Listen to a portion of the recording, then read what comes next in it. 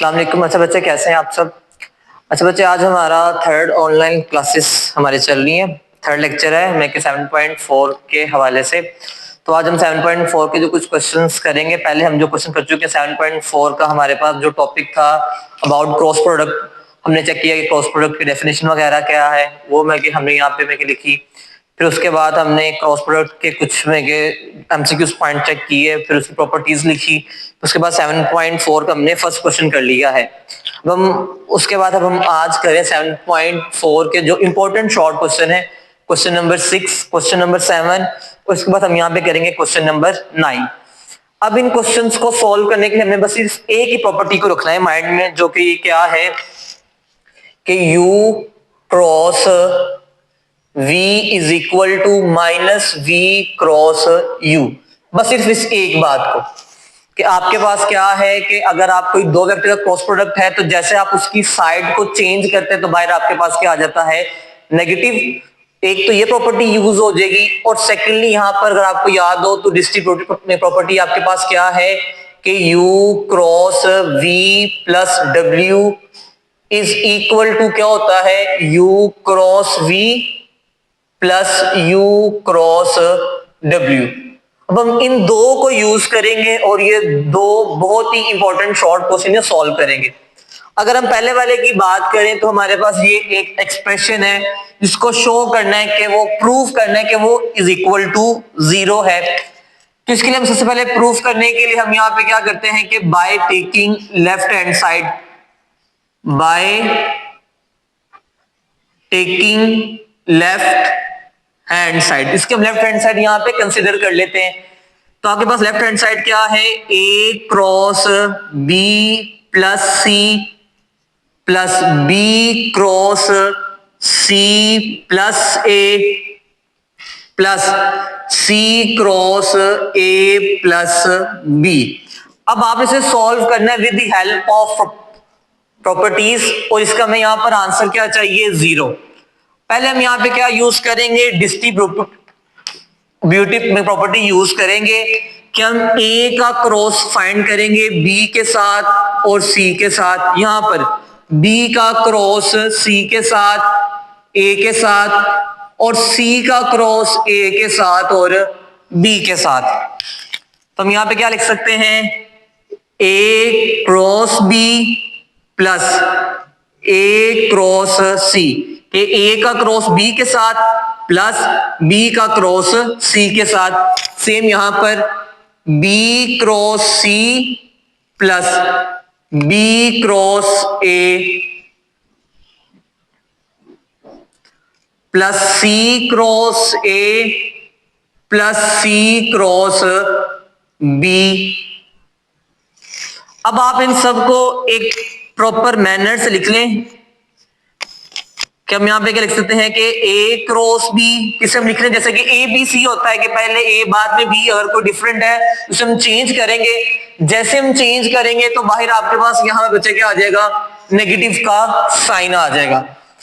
तो ये यहां पर आपके पास क्या आ जाएगा, प्लस A क्रॉस C और प्लस B क्रॉस C। ये इस तरह से कि A B है, A C है और B C है। अब यहां पे क्या लिखा हुआ है, B A।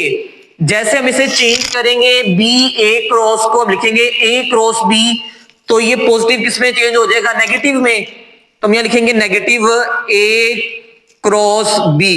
सेम यहां पर C क्रॉस A को हम यहां पे क्या लिखेंगे, A क्रॉस C, तो बाय नेगेटिव आ जाएगा A क्रॉस C। इस तरीके से अगर B को चेंज करेंगे तो आ जाएगा माइनस B क्रॉस C। अब यहां पर देखें कि ये पॉजिटिव टर्म इस नेगेटिव टर्म से कटेगी, यहां पर ये पॉजिटिव टर्म इस नेगेटिव टर्म से कटेगी, और यहां पर ये पॉजिटिव टर्म इस नेगेटिव टर्म से कटेगी, और आपके पास यहां पर आंसर आपके पास क्या आ जाएगा, 0। और यही आपके पास यहां पर आपकी क्या है, राइट हैंड साइड। ठीक है, अब हम बात करते हैं नेक्स्ट क्वेश्चन की। अब नेक्स्ट क्वेश्चन में क्या लिखा हुआ है, इसमें आपके पास यहां बचे हैं कि गिवन आपके पास क्या है कि A vector plus B vector plus C vector is equal to 0, कि ये चीज आपके पास गिवन है, आपने यहां पर इस स्टेटमेंट को या इस एक्सप्रेशन को आपने यहां पर प्रूव करना है कि ये चीज होल्ड करती है। अगर आप यहां पे देखेंगे तो इसका फर्स्ट जो हमारे पास टर्म है वो क्या है, ए क्रॉस बी। तो फर्स्टली हम यहां पे क्या करते हैं कि ए क्रॉस बी फाइंड कर लेते हैं। यहां पे क्या लिखेंगे, बाय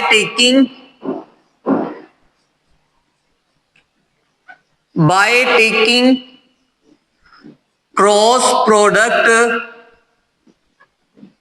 विद वेक्टर बी, के वेक्टर बी के साथ यहां पे क्या ले लें, क्रॉस प्रोडक्ट फाइंड आउट कर लें।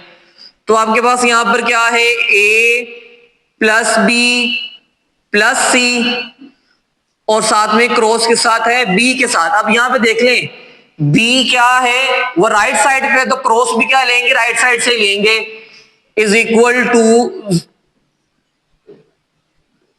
Cross B. अब यहां पर क्या होगा कि हम इस क्रॉस बी को अप्लाई करेंगे ए के साथ, बी के साथ और सी के साथ।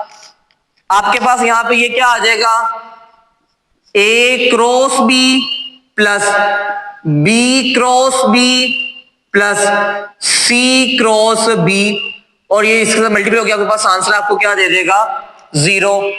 अब हमने यहां पे प्रॉपर्टी में क्या पढ़ा, किसी दो सेम वेक्टर का क्रॉस प्रोडक्ट क्या होता है, 0।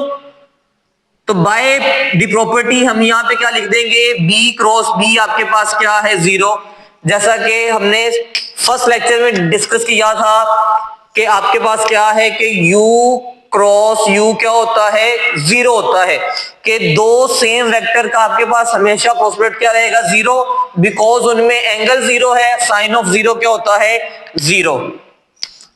अगर हम इसकी साइड इन दोनों की प्लेसेस को चेंज करते हैं तो ये आपके पास क्या हो जाएगा, b क्रॉस c करेंगे तो आपके पास ये प्लस किस में कन्वर्ट हो जाएगा, माइनस में। तो ये आपके पास क्या है, vector a cross with b minus b cross c is equal to 0। अब ये जो वेक्टर यहां पे क्या हो रहा है, माइनस, यहां जाके आपके पास क्या हो जाएगा, प्लस। तो हमने यहां पे क्या लिख दिया, a cross b is equal to b cross c। इसे आप यहां पे नाम दे दें इक्वेशन नंबर 1 का। तो आप देखेंगे आपने इस प्रूफ की इतनी जो चीज है, ये इतना पोर्शन आपने प्रूव कर लिया है। नेक्स्ट हमने यहां पे ये बताना है कि b क्रॉस c किसके इक्वल आता है, c क्रॉस a के इक्वल है। तो दोनों इक्वेशन को हम यहां पे क्या करेंगे, कंबाइन कर देंगे। नाउ आपके पास यहां पर क्या है कि vector a plus vector b plus vector c is equal to 0 है। अब अगर आप यहां देखें तो b के साथ क्रॉस किस चीज का है, c का है। तो हम यहां पे क्या लिखेंगे, by taking cross product, bye taking cross product with vector c, के c के साथ यहां पे क्या करें, क्रॉस प्रोडक्ट फाइंड आउट कर ले। हम यहां पे क्या लिखेंगे, a plus B plus C cross with c cross with c। अब c क्या है कि 1 बाय 1 में इन तीनों साथ हम क्या फाइंड करें, उसका क्रॉस प्रोडक्ट फाइंड आउट करेंगे। a cross c plus b cross c plus c cross c, और c जब 0 नल वेक्टर के साथ क्रॉस होगा तो आपके पास आंसर क्या आ जाएगा, 0 आपके पास आ जाएगा, या फिर आप इसे क्या कह सकते हैं, नल वेक्टर कह सकते हैं। अब अगर आप देखेंगे तो दो सेम वेक्टर का क्रॉस प्रोडक्ट आपके पास बच्चे क्या आ जाएगा, 0 हो जाएगा। और यहां पे आपके पास क्या है, b क्रॉस c, और ये आपके पास 0 इज इक्वल टू 0। अब प्रूफ में हमारे पास क्या है, c क्रॉस a है, a क्रॉस c नहीं है। अब जैसे हम इन दोनों की साइड को चेंज करेंगे तो यहां नेगेटिव आ जाएगा, c cross a plus b cross c is equal to 0। तो b cross c is equal to negative है तो यहाँ पे आपके पास आगे क्या हो जाएगा, पॉजिटिव। तो हमने यहां पर इसकी सेकेंड इक्वेशन जनरेट कर ली। अब हम यहां पे देखेंगे तो ये आपके पास क्या है कि A cross B is equal to क्या है, बी क्रॉस सी के, और बी क्रॉस सी आपके पास किसके इक्वल है, सी क्रॉस ए के। जैसे हम यहां पे इन दोनों को कंबाइन करेंगे तो हम यहां पे क्या लिख सकते हैं कि बाय कंबाइनिंग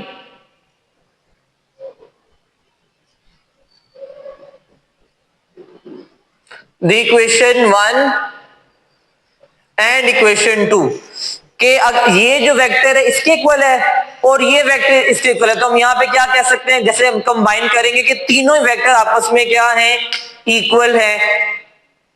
तो हम यहाँ पे क्या लिख सकते हैं कि A cross B is equal to किसके बच्चे यहां पर है, बी क्रॉस सी के, और बी क्रॉस सी किसके इक्वल है, सी क्रॉस ए के।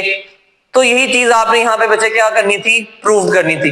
तो ये दोनों ही पेपर पॉइंट ऑफ व्यू से बहुत ही अहम शॉर्ट क्वेश्चंस हैं। अब इसके बाद हम बात करते हैं क्वेश्चन नंबर 9 की। इंपॉर्टेंट शॉर्ट क्वेश्चन है क्वेश्चन नंबर 9 भी। अब क्वेश्चन नंबर 9 में यहां पर क्या है कि if A cross B is equal to 0 and A dot B is equal to 0, what conclusion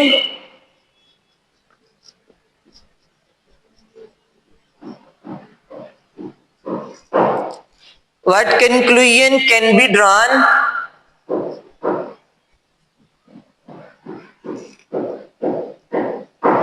drawn about A और B। अब हमने बताना है कि अगर किसी दो वेक्टर का at the same time cross product भी 0 है और डॉट प्रोडक्ट भी 0 है, तो आप ए और बी के बारे में क्या कंक्लूजन ड्रा कर सकते हो कि इन दोनों के बारे में ऐसी कौन सी बात है जो कि दोनों सिचुएशन में आपके पास क्या रहेगी, सेम रहेगी या कॉमन रहेगी। अगर हम सोल्यूशन की तरफ यहां पर आते हैं तो आपको अगर याद हो तो A dot B is equal to 0, A cross B is equal to 0। अब अगर किसी दो का डॉट प्रोडक्ट 0 हो तो हम ये कह सकते हैं कि इन दोनों वेक्टर के बिटवीन एंगल क्या है, 90 है। 90 मीन क्या है, परपेंडिकुलर है। अगर वेक्टर परपेंडिकुलर हो तो उनके दरमियान डॉट प्रोडक्ट क्या आता है, 0। एक तो ये बात हो सकती है। दूसरी बात यहां पे क्या हो सकती है, या तो वेक्टर A 0 होगा या फिर आपके पास यहां पर क्या होगा, वेक्टर B 0 होगा, कि दोनों में से कोई एक 0 होगा। अगर क्रॉस पे बात करें, अगर आपके पास क्रॉस प्रोडक्ट में 0 है तो इसे हम यहां पे क्या कह सकते हैं, या तो एंगल 0 है या तो आपके पास यहां पर एंगल क्या है, 180 डिग्री, या फिर इनमें से क्या है कि वेक्टर A 0 है या फिर आपके पास यहां पर आपका क्या है, वेक्टर B 0 है। तो एंगल अगर देखा जाएगा तो डॉट प्रोडक्ट में 90 आ रहा है, क्रॉस में 0 या फिर 180 डिग्री आ रहा है। लेकिन अगर सेकंड बात यहां पे देखी जाए कि वेक्टर A 0 या वेक्टर B 0 ये दोनों में ही कॉमन है, तो अगर आपके पास एट द सेम टाइम कोई दो वेक्टर का क्रॉस भी 0 है तो डॉट भी 0 है, तो हमारे पास कंक्लूजन क्या आती है, द रिक्वायर्ड कंक्लूजन, या फिर हम कह सकते हैं the conclusion about A cross B is equal to 0 and A dot B is equal to 0 is either vector A 0 और वेक्टर B 0। तो अगर आपके पास दोनों में से कोई एक वेक्टर 0 हो तो ये दोनों बातें आपके पास क्या करती हैं, होल्ड करती हैं। अच्छा बच्चे, ये जो तीनों क्वेश्चन है बहुत ही इंपॉर्टेंट शॉर्ट क्वेश्चन है। इन क्वेश्चन के हवाले से अगर कोई भी आपको में कंफ्यूजन हो या कोई पॉइंट समझ ना आया हो तो kindly feel free to discuss, जो भी आपने डिस्कस करना हो लाजमी तौर पे मेरे डिस्कस कर लीजिएगा।